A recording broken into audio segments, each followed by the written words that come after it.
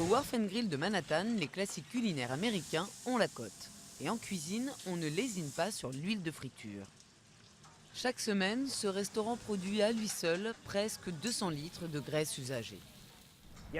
Nous devons souvent la changer pour maintenir la fraîcheur. Pendant longtemps, ces déchets ont été un vrai cauchemar pour New York, bouchant les égouts et contaminant les dépotoirs de la ville. Mais aujourd'hui, ils sont la source d'une entreprise lucrative. Chez Grease Lightning, on transforme la graisse usagée en biocarburant. Il y a depuis 4 ans une guerre d'enchères féroce entre restaurants et compagnies de collecte d'huile. Cela a donné aux déchets une vraie valeur. Cela permet aussi aux restaurants d'établir une nouvelle source de revenus. Auparavant, disposer de cette graisse sur une base hebdomadaire coûtait des centaines de dollars chaque année. Tout le monde y gagne. Nous faisons de notre mieux pour être verts et aider l'environnement. Cela ne nous coûte pas plus. Au contraire, ça nous fait des économies.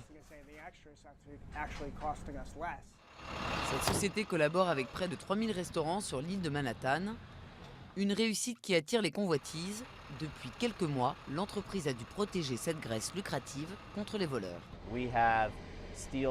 Nos barils d'acier sont protégés par d'épaisses grilles métalliques. Nous avons déjà vu des soudeurs essayer de couper les grillages, et cela afin de nous voler la graisse. Dans leur usine du New Jersey, les employés de Grease Lightning se mettent au travail.